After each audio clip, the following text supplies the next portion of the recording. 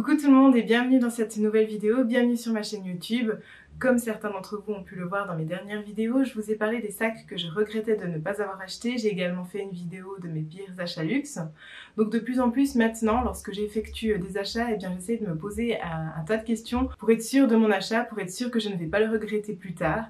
Donc en fait, aujourd'hui j'avais envie de vous partager mes différentes questions que je me pose avant d'effectuer un achat, plus précisément un sac de luxe. C'est vrai que c'est quand même un certain montant, ça représente pas mal pour moi, c'est quand même un budget assez conséquent. Du coup, maintenant, avant d'acheter un sac, je réfléchis bien et je me pose justement différentes questions que j'aimerais vous partager aujourd'hui. Donc vraiment l'idée de cette vidéo, c'est de vous raconter mon expérience afin que vous ne fassiez pas les mêmes erreurs que moi, afin que vous réfléchissiez peut-être un peu mieux à la question.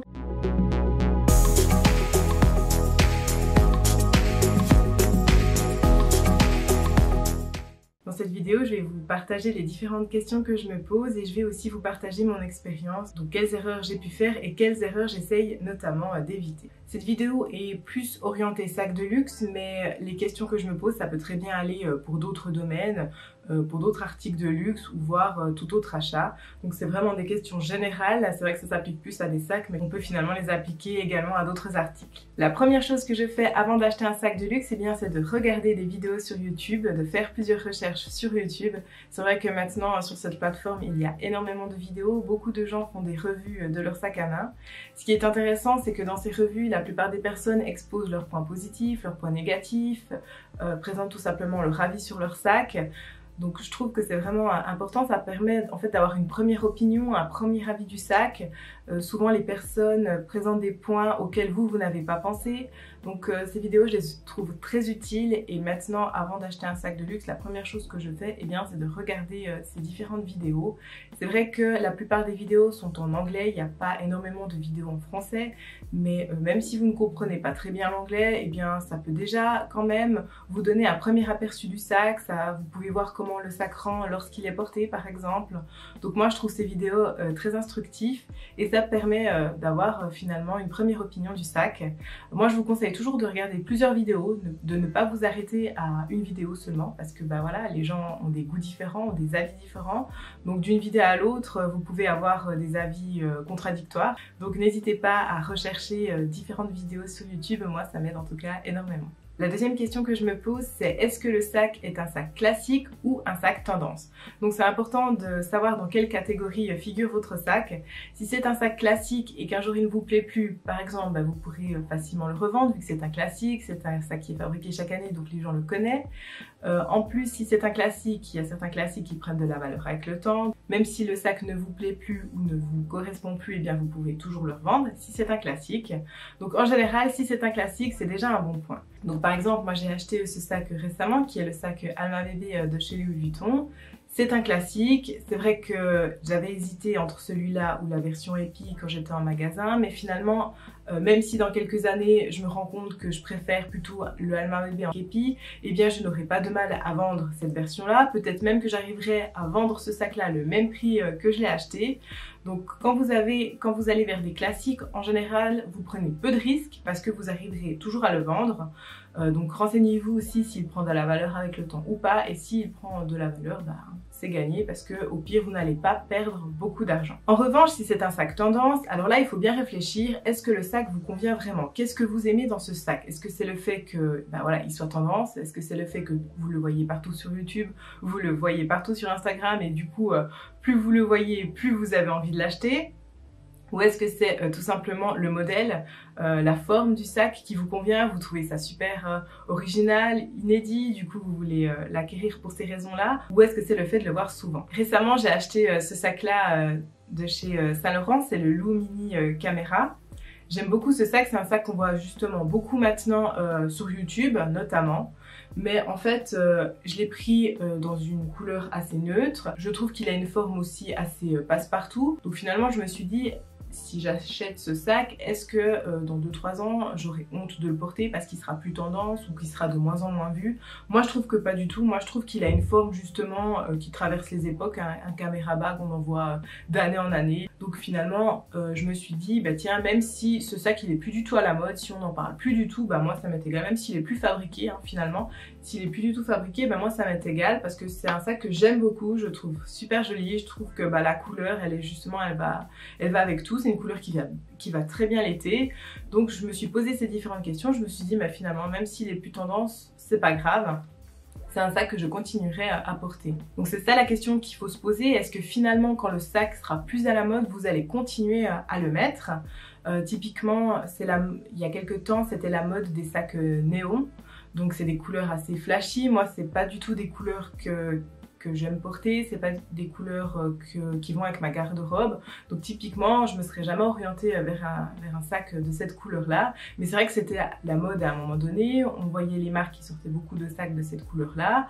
Donc est-ce que finalement cette couleur vous convient? Voilà, c'est ça qu'il faut se poser comme question. C'est aussi maintenant beaucoup la mode des sacs micro, donc les sacs très petits.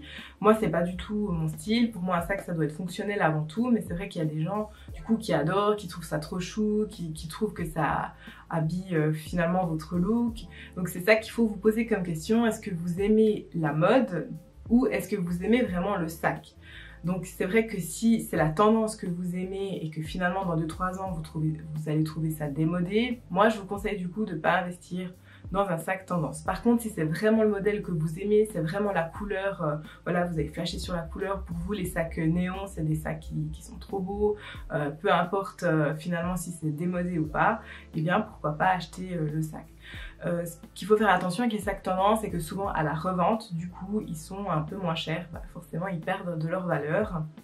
Et puis surtout s'ils sont plus fabriqués, eh bien plus personne ne se rappellera du sac, à part peut-être 2-3 personnes. Si plus personne ne se rappelle du sac, eh bien ça va être compliqué de le vendre, ça veut dire que moins de gens le recherchent. Donc voilà, il faut faire attention à ces éléments-là. Par contre, il est possible qu'un sac tendance devienne un jour un sac classique, ça aussi c'est possible, mais c'est pas tous les sacs qui ont cette destinée-là.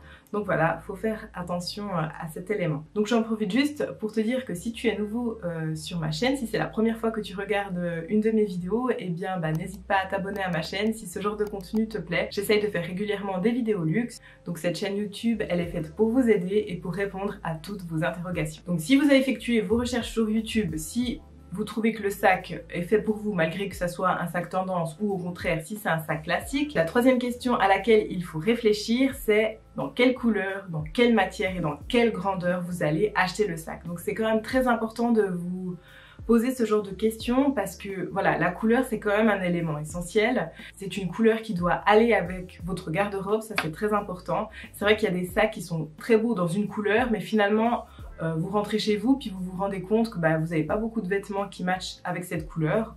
Ou au contraire, si vous achetez un sac en noir et que vous avez déjà 15 autres sacs noirs, finalement vous n'allez peut-être pas beaucoup l'utiliser. Pour moi, j'essaie toujours d'acheter un sac dans une couleur dont je n'ai pas encore dans mon dressing, ou si c'est un sac noir par exemple, ou un sac neutre, parce que c'est quand même des sacs qui vont avec tout, donc des fois c'est sympa de les acheter dans ces couleurs-là. Quand j'achète un sac par exemple noir, j'essaye de faire en sorte de l'acheter dans une grandeur que je ne dispose pas encore par exemple dans mon dressing afin de pouvoir justement l'utiliser. Moi j'aime pas avoir des sacs qui sont les mêmes, qui ont la même couleur, j'aime bien ne pas devoir hésiter entre deux sacs.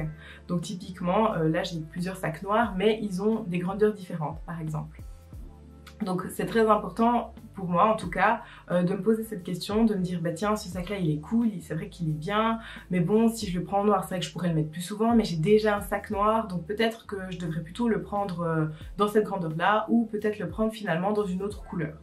Après, au niveau de la matière, là aussi, il y a des sacs qui sont plutôt en cuir lisse, en cuir brillant, des sacs qui sont plutôt en velours. Donc là aussi, bien se poser la question, est-ce que finalement la matière me convient? Est-ce que c'est une matière que j'aime porter? Est-ce que c'est une matière qui n'est pas trop fragile? Typiquement, j'ai acheté ce sac il y a quelques temps en couleur kaki, dans une matière assez originale, donc c'est du velours. Donc c'est vrai que c'est une matière pas très passe-partout, c'est une matière assez spéciale, c'est une couleur assez spéciale. Donc moi j'adore le kaki. Le kaki c'est ma couleur préférée. Donc j'ai beaucoup de vêtements qui matchent avec cette couleur. Donc quand j'ai vu ce sac là, bah voilà, j'ai pas hésité. Je me suis pas dit bah tiens c'est vrai que cette couleur est spéciale. Non, au contraire, je me suis dit c'est parfait, c'est la couleur qu'il me fallait. C'est vrai que la matière est spéciale mais ça me dérange pas finalement.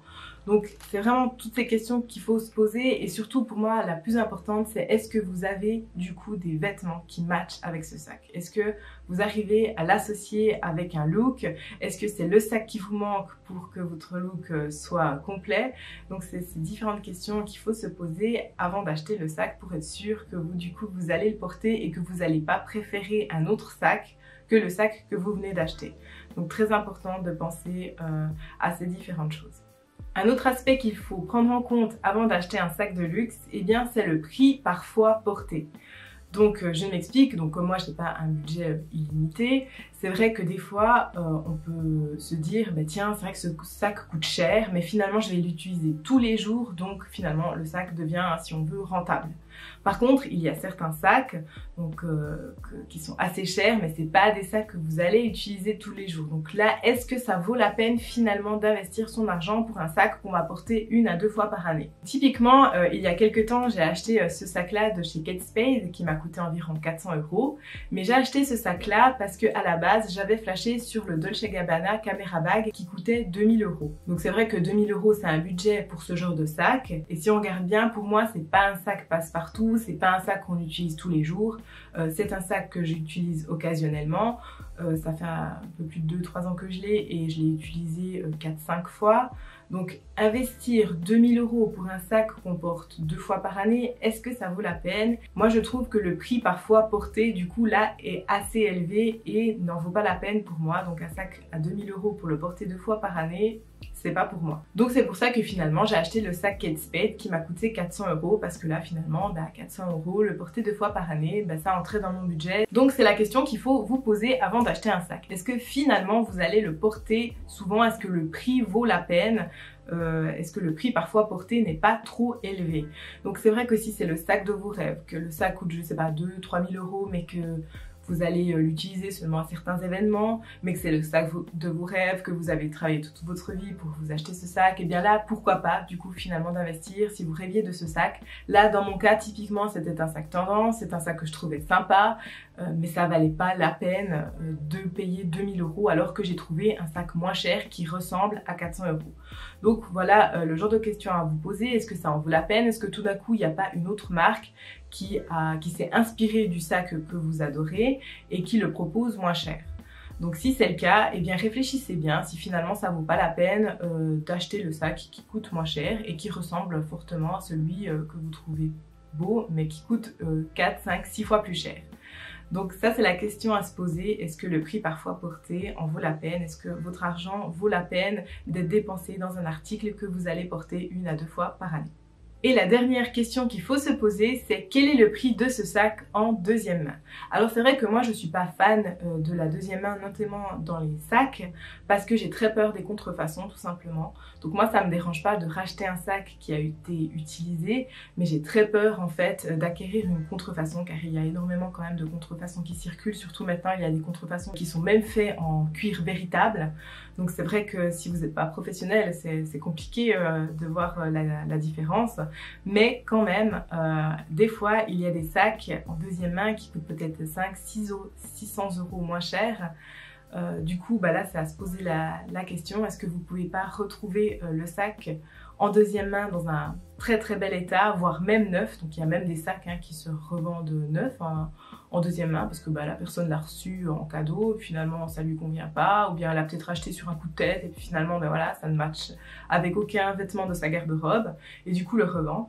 Alors il y a quand même des sites auxquels je fais plus confiance. C'est vrai que maintenant je m'intéresse de plus en plus à la deuxième main parce qu'il y a quand même pas mal d'experts qui travaillent au sein de ces maisons. En même temps ça permet aussi finalement d'avoir un geste, si on veut, éco-responsable, parce que bah voilà, au lieu d'acheter, bah, on réutilise, on réachète ce que les gens ont déjà utilisé. Du coup moi ça me parle ce genre d'achat. Donc voilà, donc Toujours se poser la question, est-ce que finalement le sac n'est pas moins cher et ça serait pas mieux de l'acquérir en deuxième main? Est-ce que finalement ce moyen-là pourrait aussi vous convenir si vous n'avez pas trop d'appréhension de la deuxième main? Je ne sais pas si vous vous posez d'autres questions avant d'acheter un article de luxe ou un sac de luxe. Donc si c'est le cas, n'hésitez pas à laisser vos remarques et vos commentaires en bas de la vidéo. Je vous remercie beaucoup de m'avoir suivi aujourd'hui et dans cette nouvelle vidéo, je vous dis à très vite pour une nouvelle. Prenez soin de vous, bonne semaine, bonne journée et à tout bientôt. Bye!